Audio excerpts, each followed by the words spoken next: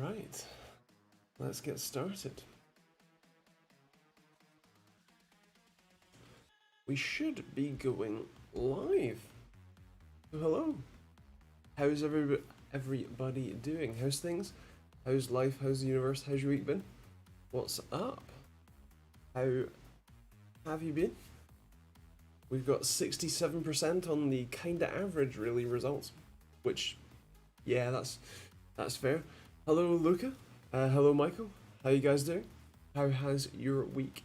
I don't know. Whatever. How have you been? How's things? Hello, Ajay. How you doing, man? How's things?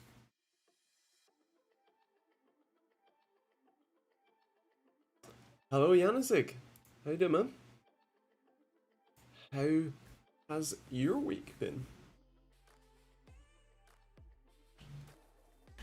I can only drive the smart car at the moment, between 50 and 60 miles per gallon though. That's pretty impressive. When we had the I think it was the second gen smart car. Specifically, we had the 1 liter turbo,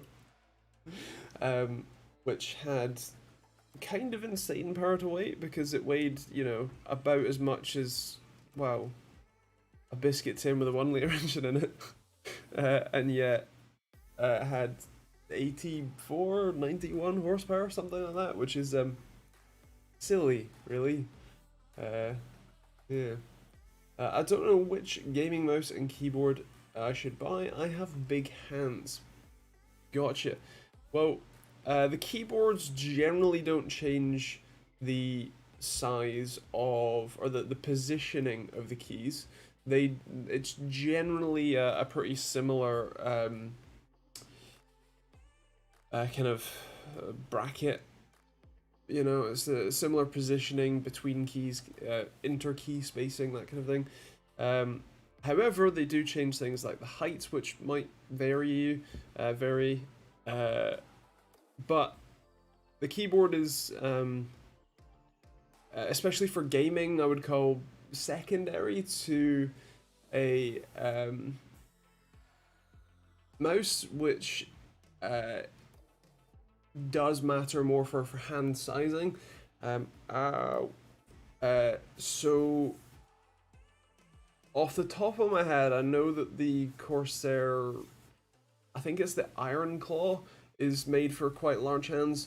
But basically, have a search, have a Google, and see what mice are suggested for people with larger hands. And I think you'll find something to fit you. Hello, John. How you doing, man? I'm early today, but lurking in the background and messing with Raid on my main PC. Nice, fair. What Raid setup are you considering or tinkering with? Hello, Simon. How you doing, man? Andy, how's that old Brexit thing going? About as well as I assumed it would, to be fair.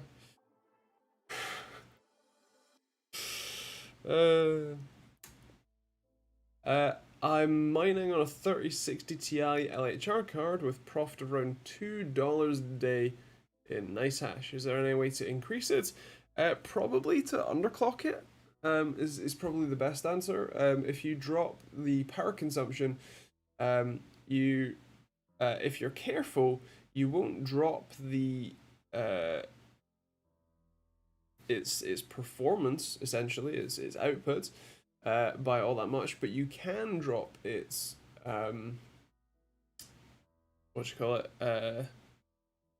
its running cost, which can make a more significant difference.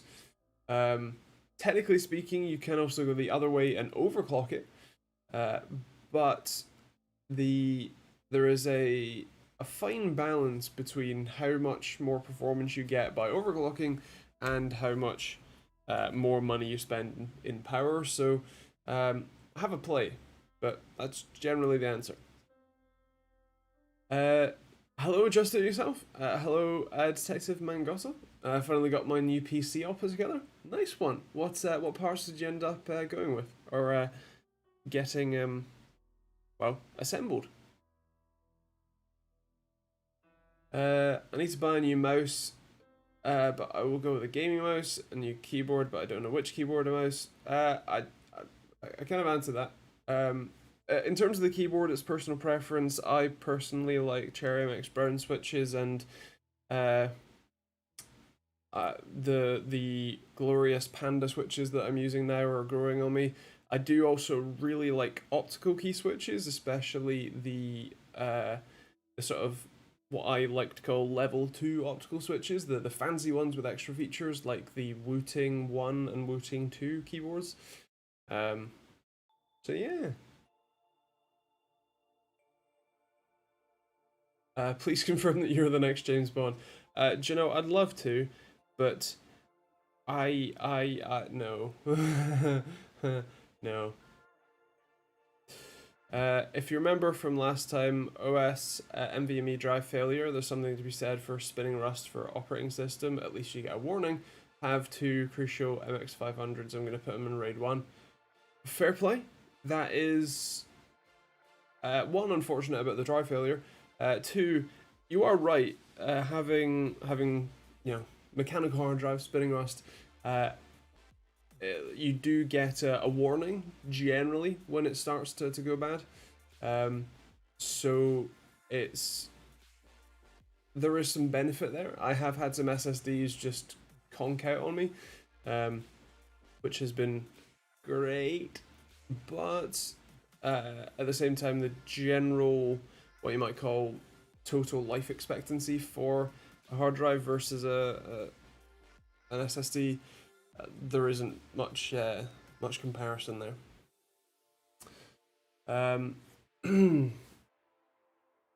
And fair play, at least you're going with RAID 1 and not RAID 0. Smart man. My thermostat in my car started playing up last night on the way home from work, i.e. getting hot, then cooling back down. Booked it in to fix this morning as I don't have time to do it. Fair play. What car do you have? I can't remember if we've talked about it. But fair enough.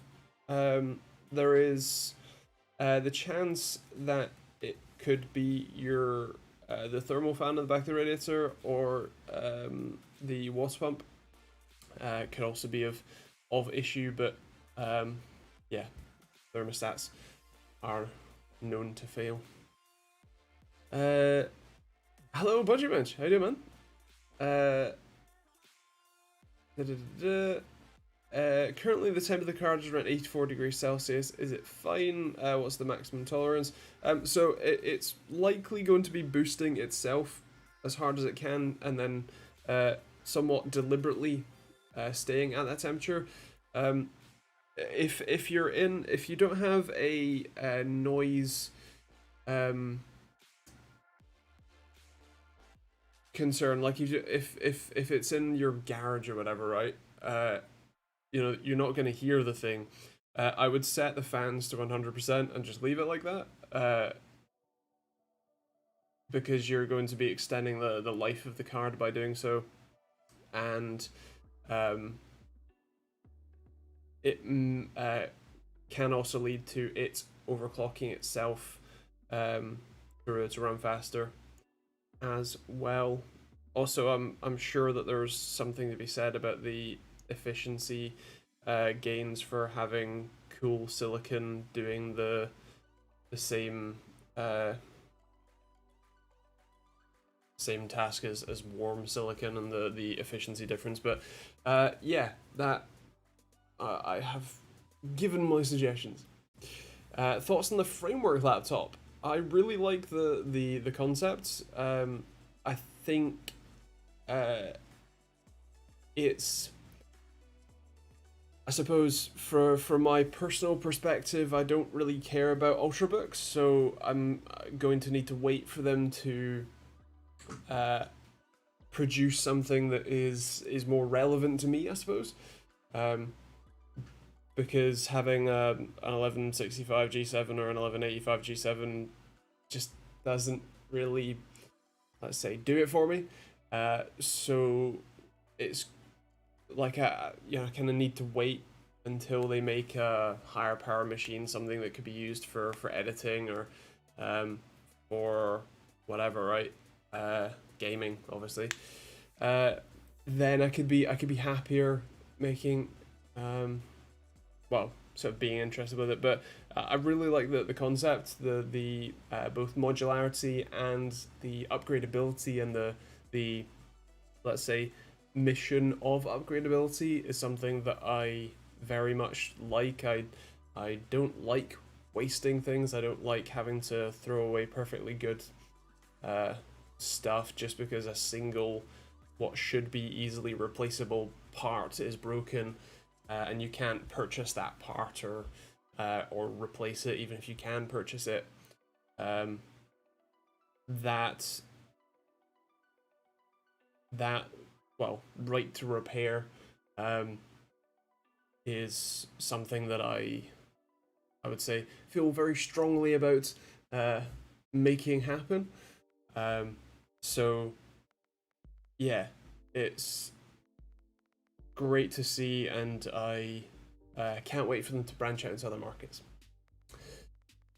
Mitsubishi 380, got you. Fair enough. Fair play. Hello, Essentialist. How you doing, man? How's things? You have a Ryzen 9 5950X X570S AORUS Master. Nice. I actually haven't had any X570S boards in bar one. Course of Engines 32 gigabytes of 3600 megahertz RGB Pro. Nice. Alien Lingal had 360. Also nice. AORUS Extreme 3090. Definitely nice. MP600 500 gig, 1000 watt Seasonic Prime GX, and a Corsair 5000D. Not bad. Not bad. Can I use 2 cards for mining inside a PC cabinet with a proper cooling system?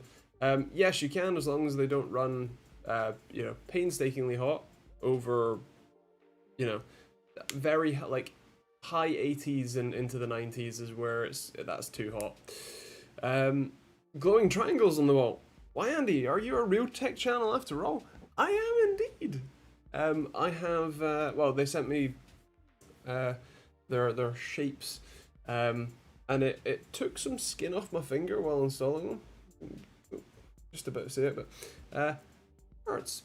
Anyway, I definitely have some thoughts on these. I don't think they're gonna be very happy with me. They also sent me their Essentials light strip, which is just an RGB WW strip that they stuck their logo on, which is sweet. So yeah, that's that. And I will have a video some point. It's on the schedule for somewhere. I don't know when that is. Next Wednesday. There you go.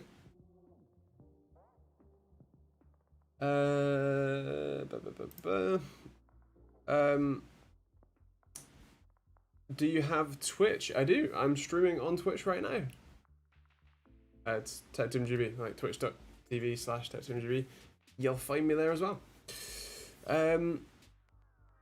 Looks like I'm gonna procrastinate this raid setup for one more week. I have so many idiosyncratic details to tweak on a new OS install that I can't be bothered. I'm a serial procrastinator. Nice. I know the feeling. I also have many issues with my OS install, and yet I refuse to do so because it's such a pain. Is it me, or is the angle off today? It quite possibly is. The whole camera is a little bit skew with, although it has been for a fair while. I may or may not fix it by next week. Probably won't. Maybe. Are Samsung QVO SSDs as bad as they're made out to be, and is that why they're so cheap? So the long story short with the Samsung Kivo drives, if you don't already know, is that the Q instead of E for Evo is for QLC or quad level cell, 4-bit per cell flash. Generally speaking, the trade-off is speed versus cost and density.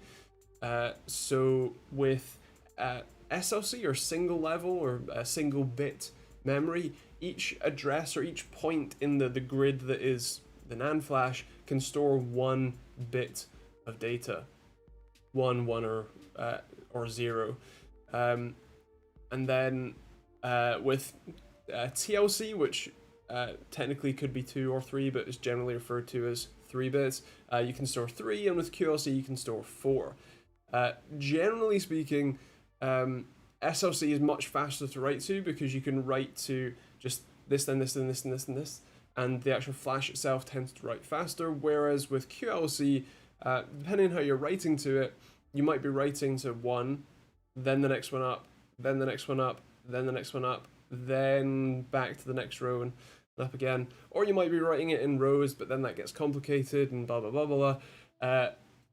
The point is that the longevity of the QLC drives is almost always lower, and the bare performance without any SLC cache, which is pretty common, but is also relatively small, especially on the Samsung drives. The bare performance is pretty lackluster.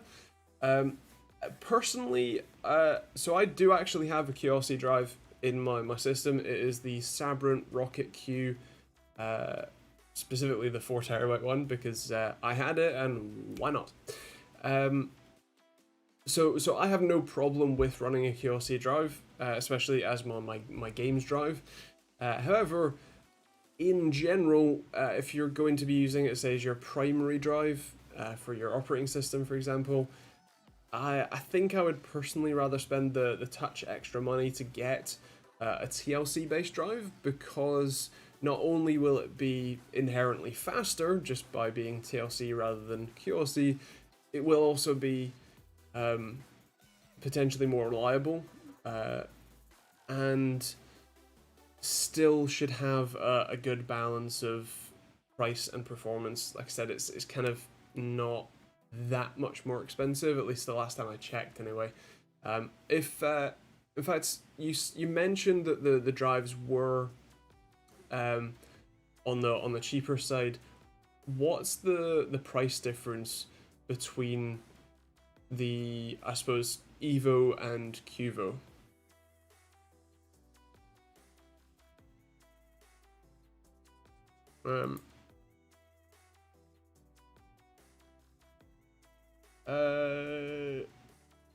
I don't know anything about gaming keyboards. So generally speaking, with a gaming keyboard, what you're looking for is a mechanical key switch. On the whole, that's generally the fancier and the, what you call it, the kind of the more gaming grade stuff is generally going to be a mechanical key switch. In theory, the original mechanical key switches were made by a company called Cherry, the Cherry MX key switch, and they come in a variety of different colors, which will vary how each key feels. Blues are clicky and have a tactile bump as they as you press down onto them, whereas browns aren't clicky, so they don't make an audible click as you're pressing them, but they do still have a tactile bump. And then the red style switches are the linear or smooth spring, just no tactile bump. They just go, linearly smooth up and down. And there's lots of variations of those, but that's kind of the main 3 types. There are a number of other clones since Cherry's patent ran out a few years ago, so and even before then there were still clones available. But there are a number of other brands that make very, very similar key switches, but with slightly different properties. On the whole, for me personally, as I said, like Cherry MX Browns, I like the tactile bump without having to have the annoying click, but also strike a good balance of the pressure and feel while still giving just that little bit of a bump in the way, rather than reds, which are linear and, you know, slide right through. But there are a vast array of different options, and realistically, the if you really don't know, the best way to find out is to buy one of the little key switch testers that you can. It's normally, you know, 3, 9, 12 keys, whatever, and a little housing, not connected, but that you can just press and have a feel and see how they work for you. So yeah, I would do that, and then you can see what type of key switch you prefer. Hello Hornet and hello Joe. How you doing, man? How are you both doing? How's things? I see you've gone for the edgy tilted modern look with the LED panels for the stream. I have. I didn't mean to tilt the camera, which a few people have mentioned, but I apparently have, and yeah. And yeah, the LED panels are the Nanoleaf shapes, and I will have a review of them. What did I say? Next Wednesday. Did someone mention a keyboard? Yes, we did. i9 10850K versus Ryzen 7 5800X, which is a better value.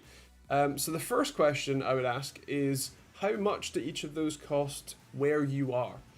Or more specifically, what's the price difference between those two, depending on how much they cost where you are? Is the RX 6600, I assume XT because I think that's the only model, worth buying? It depends what price you can get it for, and if other cards are available. I think that its base price is a lot closer to the RTX 3060 Ti than perhaps its performance would suggest it should be. However, there is still some element of stock availability or lack thereof that will make that more difficult for you in terms of purchasing. And so if you can't buy a 3060 Ti, then the 6600 XT ends up looking like a more reasonable value, because at least you can actually buy one. On Newegg, they cost the same. Gotcha. So, I think off the top of my head, the 5800X is going to be the better value because one, it's slightly newer. Two, it consumes significantly less power, and three, I think it's just actually faster. Is the 109. I want to say that the 5800X, the 10A50K is a 10 core, whereas the 5800X is an 8 core. So you are technically getting more cores for your money, but you can run the the 5800X on a cheaper motherboard. You can use a effectively cheaper cooler, or you can buy the same cooler you were going to get anyway, but also get then be able to run something like Precision Boost Overdrive to slightly overclock the chip automatically, which is great, and get a bit more performance out of it. And I think for stuff like games, you're going to be, it should be, if I remember rightly, trading places relatively well. And also, while you technically don't have an immediate upgrade path, your only option if you buy a 10850K to then upgrade it a few years down the line is to buy the 10900K, which is just the same chip but slightly faster in terms of an overclock, or buy an 11th gen chip, which you lose 2 cores. Whereas with the Ryzen chip, you can then buy a 5900 or 5950X later on down the line, if you wanted an immediate upgrade without having to buy a new motherboard and RAM and all that sort of stuff. Yeah. Apparently none of my mods showed up today, which is great.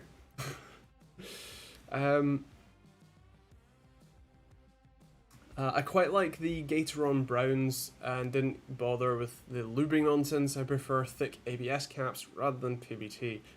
Ow. Fair play.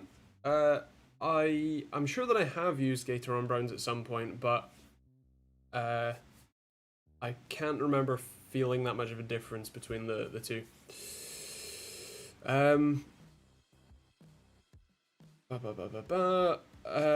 Joe, we're not too bad. Had COVID in the house the other week, so it's been fun. Fair. Unfortunate. I hope you're doing all right. On the plus side, my camera lands here on Friday. Nice. I bought even more batteries and some of the 128 gig SD cards you use. Nice. Well, feel free to let me know how you get on with it. Obviously, pop back next week and ask many people many questions. But yeah, nice. I'm glad you're liking it. Mine is actually just there. Not that you can quite see it, but it's on the tripod.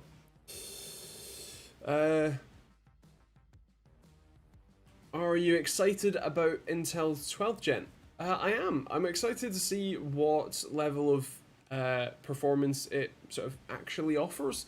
Obviously, we've seen a few leaks, but I will be interested to see its performance, its power consumption, and how the scheduler actually, the new Windows scheduler actually handles, well, that sort of context switching and the P versus E cores, and even things like the latency from it starts a task on an efficiency core and then decides that it should be on a performance core instead, so then it has to offload that task and its instructions to the performance cores from efficiency, and so that may be an interesting dynamic in the same way that AMD's Ryzen chiplet or even their just CCX designs, where especially without a CCX aware scheduler, Windows was dropping one thread of instructions on one CCX and then another thread of instructions for the same program on a core on the other CCX, which then leads to a lot of cross-die or even cross-chiplet communication, which slows things down considerably. So yeah, I think it'll be interesting to see, to test out, and yeah. My new monitor looks kind of blurry. Main one looks very crisp. There's no option to increase sharpness in the monitor. And I asked, so it's the same res and refresh rate. Instead of being 32-inch, it's 27. So actually, in theory, that is better for you. Although your what you call it, screenshot looks like one of them is disabled. So what connection are you using for both monitors? Like DisplayPort, HDMI, what are you using it with, and what device, like what graphics card are you connecting them to? I think Windows 11 may need some tweaks for 12th gen. That's kind of what I expected. I suspect that it's going to be the case that the launch day reviews will have one set of performance data, and then a look back at or a retest of those same chips, but with a more up-to-date version of Windows. Even a month or two later, I think is going to be potentially a very different experience between them. So I think that's definitely going to be interesting to see that performance develop as well. It's DisplayPort for both on a 5700 XT. Gotcha. So is the if you go to the AMD driver, can you set up the resolution for both monitors, resolution and refresh rates for both of those monitors? 6 months methinks. Yes, I was being optimistic, for sure, but I suspect that it's going to be probably fairly similar to Ryzen in that it literally took 2 generations before Windows had a CCX-aware scheduler. So, yeah.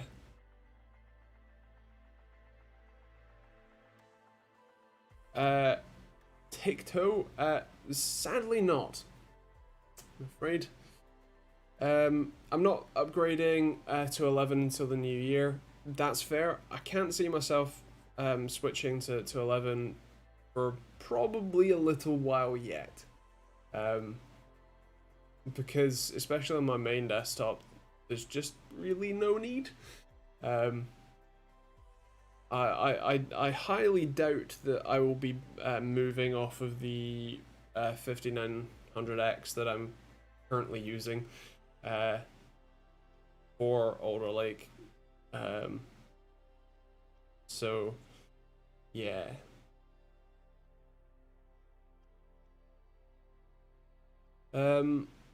Yes, in both AMD software and in Windows, it shows the correct refresh rate and res, but for some reason they don't show you in settings as you saw in the screenshot. Right. So I'm confused why it won't show up in settings. I would be concerned that it's not actually running at the right resolution.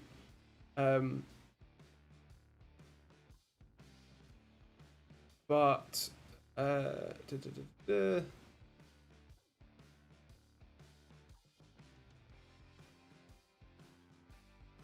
think this is one of those issues where it's probably something relatively simple and probably something relatively obvious, but without having it in front of me and trying a load of different things, I may struggle to give you adequate advice, I think.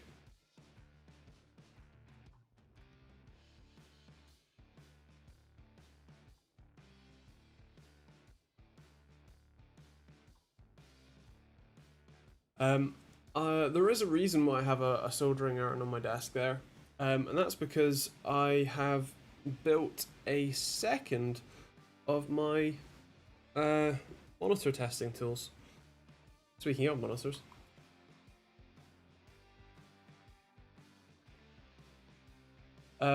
So this is the original. I found out that I was technically using the wrong capacitors for well, 2 of the 5 capacitors that are in here are the wrong size or the wrong capacity. I was using a 104 capacitor. I needed a 105, and that doesn't sound like a very big difference until you realize that that's a factor of 10 less capacitance. Nice one. So this new one does use the correct ones, and I will be replacing the ones in that. However, when using the correct ones, because all of my testing was based on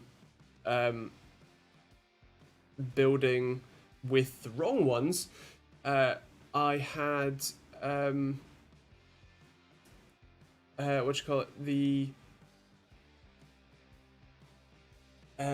results that I collect with it are a touch on the noisy side, but were usable enough.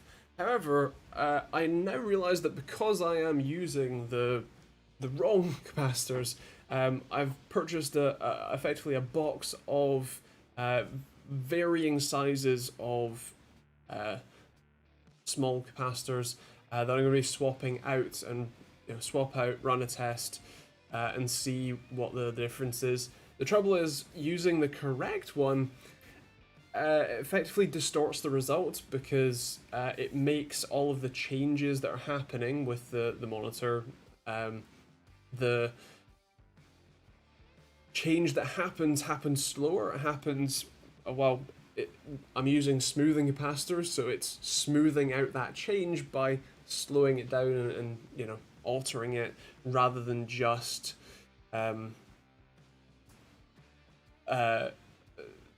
de-amplifying the noise in the signal. And so I want to see if I can strike a good balance between having less noise but still little to no interference in the accuracy of the signal it's reporting. So I'm having that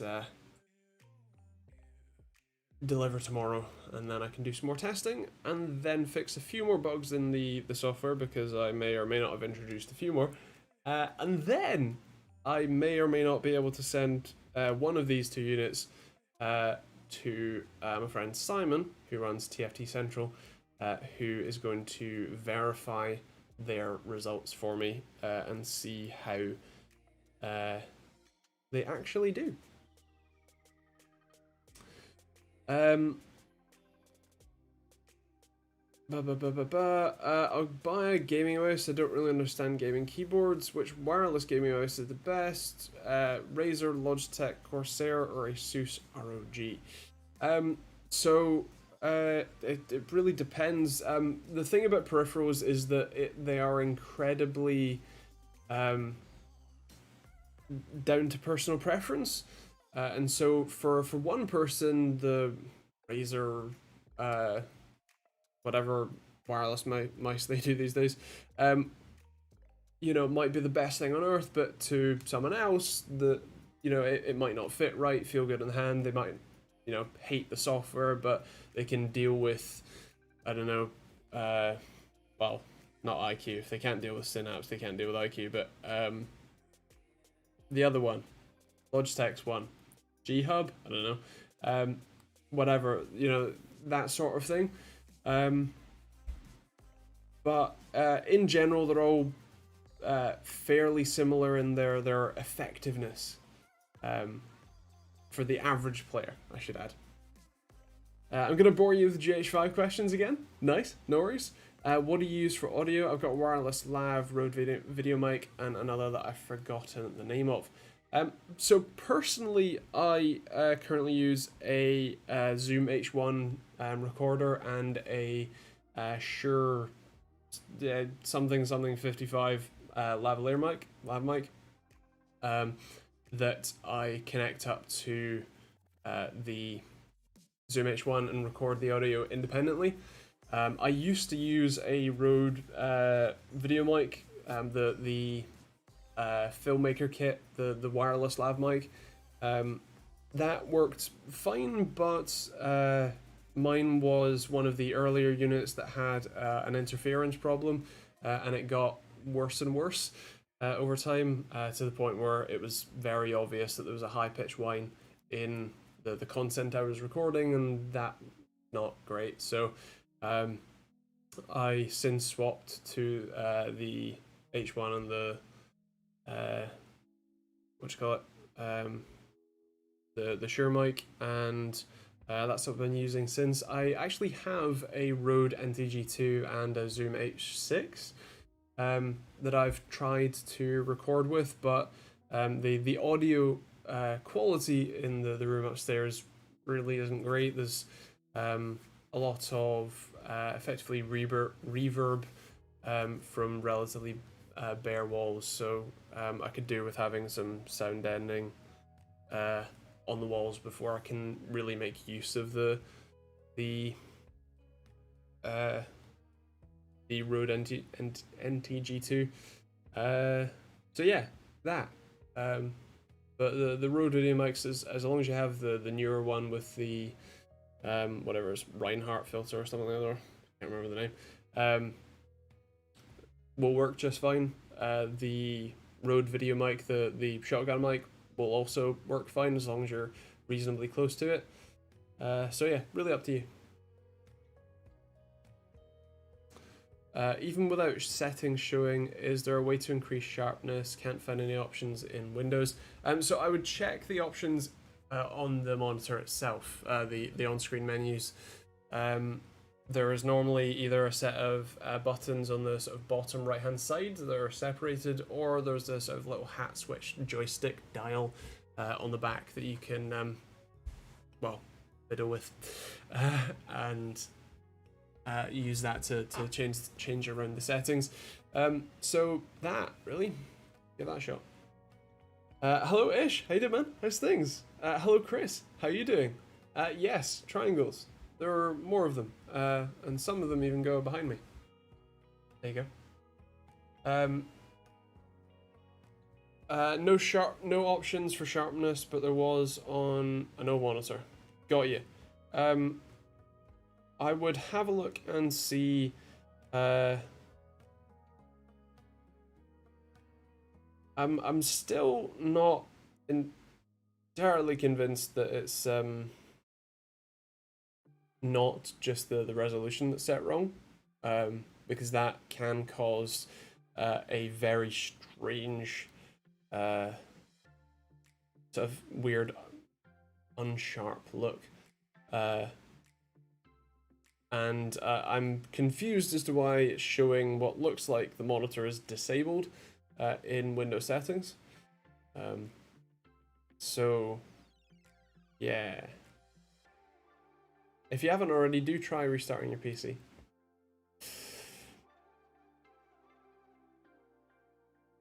Hello, is the running? How you doing, man? Not happy with soldering today. Nice easy job reattaching a small wire to an LED module. Started to assemble the module, forgot about the iron, and melted the mount. Nice. Yeah, I melted my finger 2 days ago? Day ago? Whenever it was that I actually built the second one, the sensor that's on the bottom is incredibly small and very difficult to do. And obviously I didn't do it through the case, that would be lunacy, but I shake a lot, which makes soldering sensitive electronics quite difficult. And so I was holding the soldering iron like a pencil, and I think I had like my finger out, and my hand twitched, and the side of the iron came into some solid contact with the side of my hand. So that stung for a bit. So I feel your pain. Also, this is my second soldering iron because my last one upped and died. Michael, is Razer good to buy? I heard some people saying they're bad. So they definitely sell in pretty high volume. So safety in numbers. In general, the what you call it? They certainly offer some good products. It varies product to product. They do have a bit of a effectively a premium brand, and therefore premium price on their products a lot of the time. But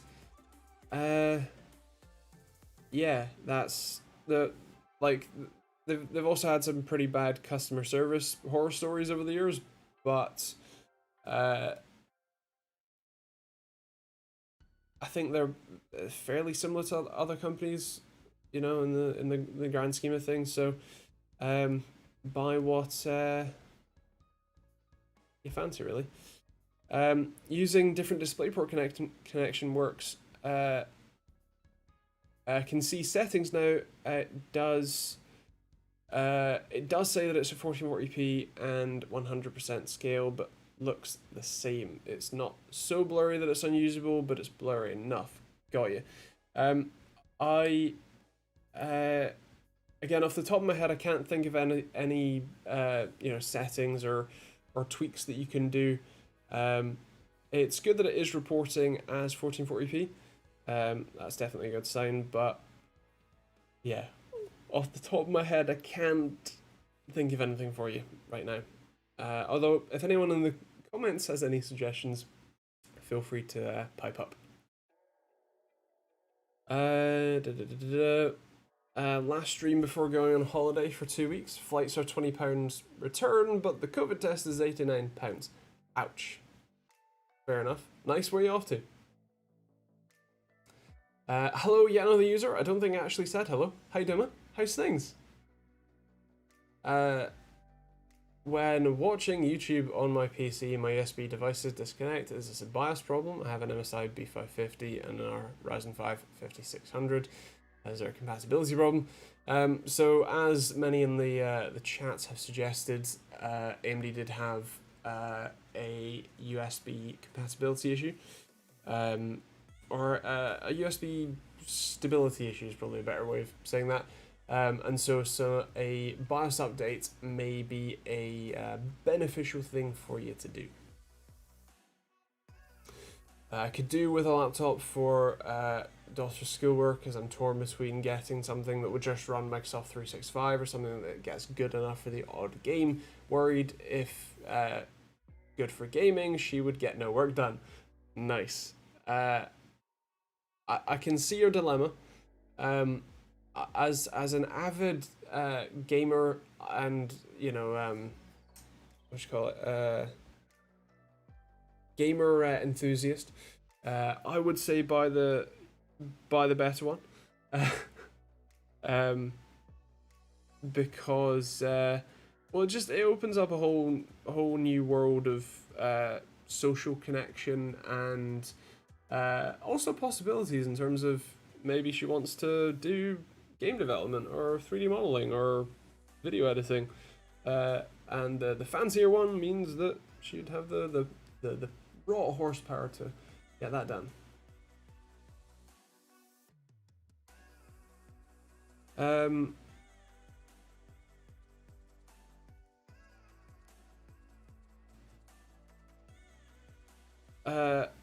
Wife managed to catch a small rock that punctured the radiator in the car, so she lost all the coolant.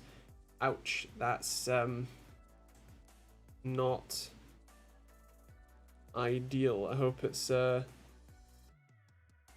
mended well.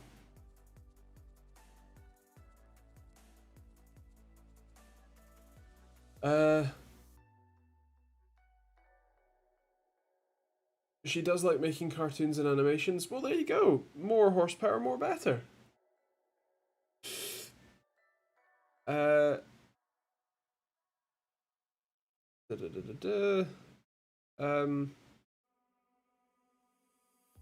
Should I update to the beta BIOS or not? In general, I would say no, unless you're willing to do a lot of troubleshooting. It's probably something that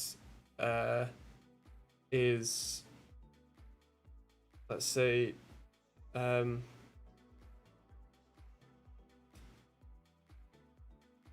more hassle than it's worth, unless there's a significant feature benefit that you want from the beta BIOS that's available there, but not available in the production ready version.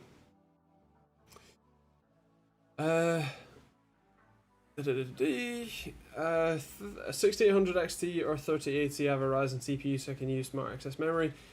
So you can use what you call it? Smart access memory is just well, is what you call it? What's it called? 4G decoding, resizable bar support. That's the one. It's resizable bar support wrapped in a fancy wrapper with some driver tweaks. So enabling resizable bar support in your BIOS will still work with the NVIDIA cards as well. But if the 6800 XT is cheaper than the 3080, oh, it's $500 cheaper. In that case, the 6800 XT is kind of a no-brainer there. Are you excited for DDR5?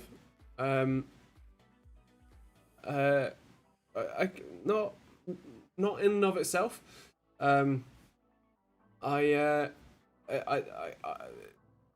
System memory is in my mind generally a a more let's call it passive or support component.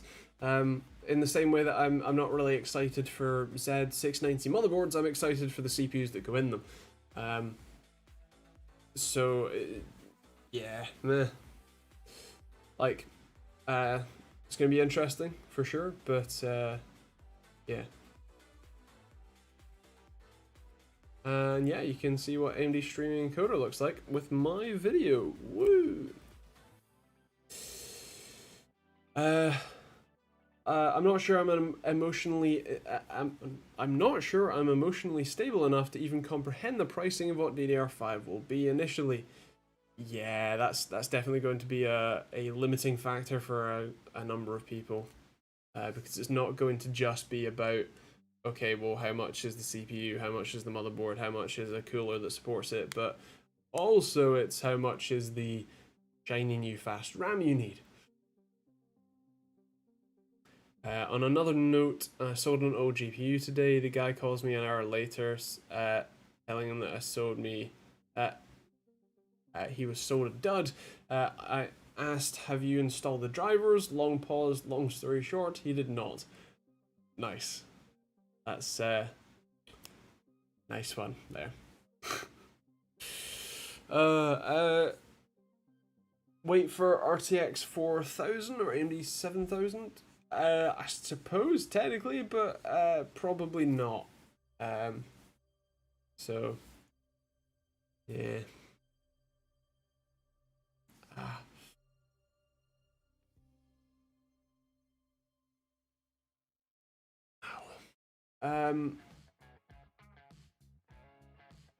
When DDR4 launched, a lot of advanced orders had already been placed by phone places, so launch was especially expensive, even with early adopter tax. Interesting. I suspect that this whole launch is going to be expensive. It's just kind of the way it's going to be, isn't it? Hello from Argentina. Hello. Do you know how well an Athlon 3000G will work for office use? I only found game tests for the CPU. So in general, it's not going to be obviously the absolute fastest CPU in the world, but for general office use, for web browsing, word processing, you know, kind of basic compute usage, it's going to work fine. The fact that it is the G obviously means that it has graphics on board, and that's going to be a good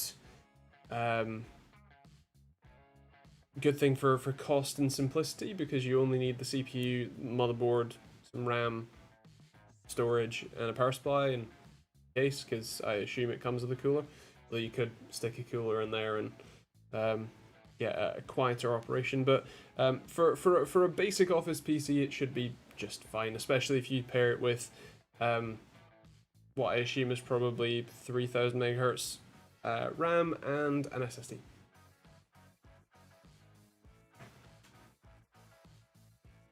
Hello, all the way from England. Hello, hello, Apted. How you doing, man? Nice things. It's been a while. DR5 is hella expensive and hard to get at the moment. That is definitely true. I mean, there's still like ramping up production, if you could even call it that.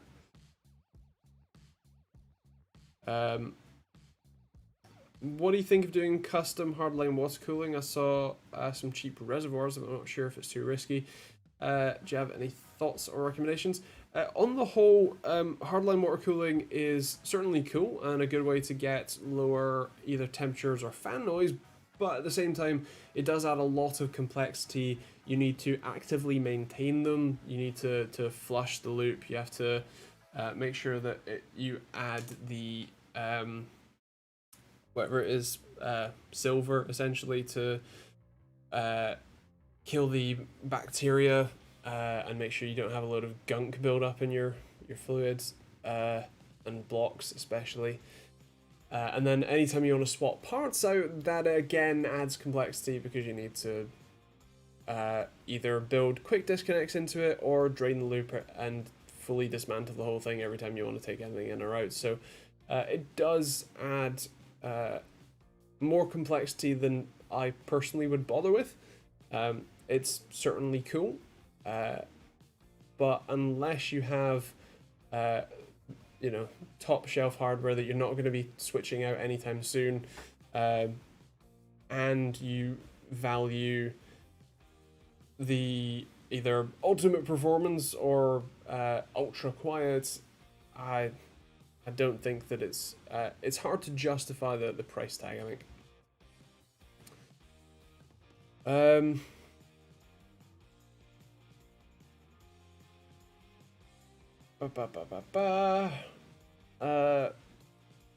I can finally do a custom PC for my own system now that I'm doing a new channel and won't need to rip my PC down every 2 days for reviews. Nice one. It's a good feeling when you can, leave your PC alone for once. So, yeah, nice one. Gonna be making a scratch-built wall-mounted system. Nice. I've been meaning to do a wall-mounted system for a painfully long amount of time. I bought some the little like standoffs that you can basically hammer into wood to hold them in place so that I could mount them on the board effectively, but I just never got around to it. I can't remember why, but things got in the way, and yeah, life.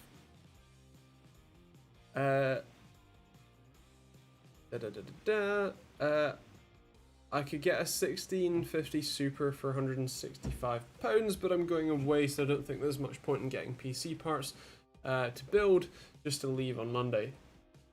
Fair play, fair enough, yeah. Technically, you could argue when it's there for when you get back, but at the same time, there's a good chance that prices may fluctuate in that market, and so it may end up being more beneficial just to hold off. So, yeah, £6.50 doesn't really. Just my opinion, air cooling for the win, just spend the money on high quality AC for the room the PC is in. Fair.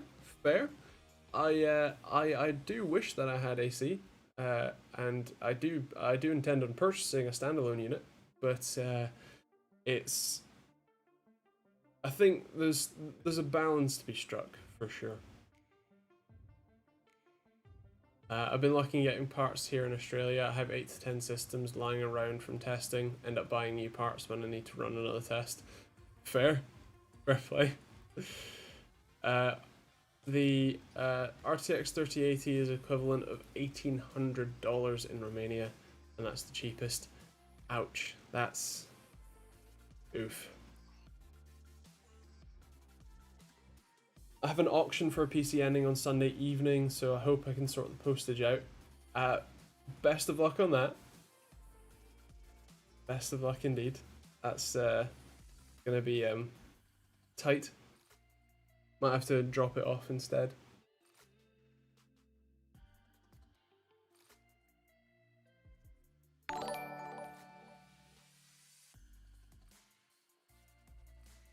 Thank you, Jojo, who's probably not watching, probably just subscribed on a standard video, but thanks for subscribing. In terms of videos coming out, if you're interested, tomorrow's video is on a chonker of a 360mm AIO. It's the Arctic Liquid Freezer 2 360 ARGB, which is actually pretty sweet. Monday is a comparison between 2 and 4 main asses, again if you're interested, and Wednesday's probably going to be an interesting video because it's on these things. There they are.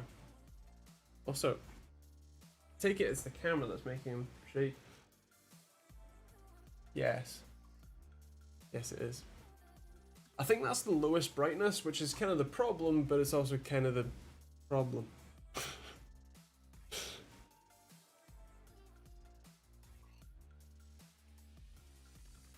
If they don't pay straight away, they aren't getting it for 2 weeks, I guess.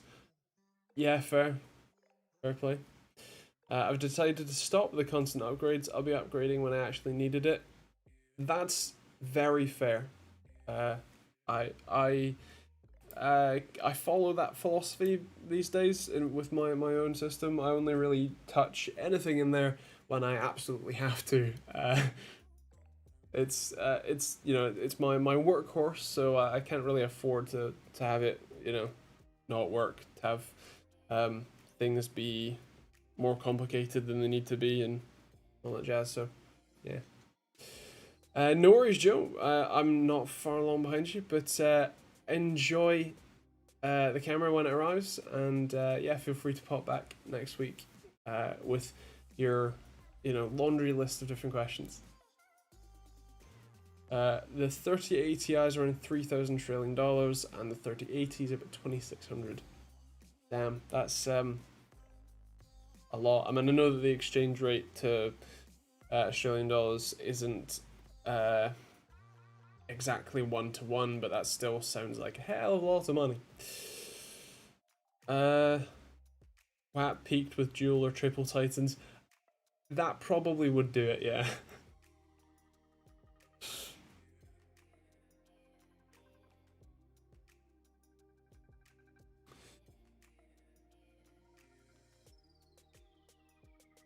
I don't even have a desktop now. Fair. What are you running now? And happy with my 6800 XT. Again, that's also pretty fair. It's a pretty decent card, so I wouldn't be mad at that either. I've got a 2080 Ti in my system at the moment. £1,600, Andy. It's still a lot of money.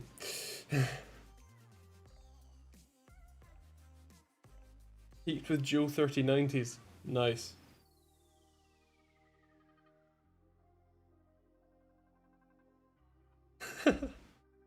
Oh dear, what a chat.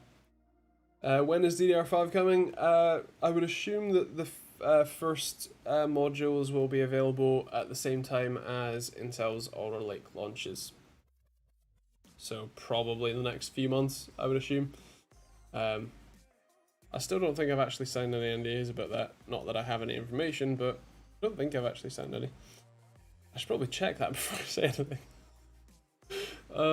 Anyway, with that, I'll catch you next week. Thank you very much for tuning in. As always, if you want to obviously be notified of these streams and videos, then there's a subscribe button.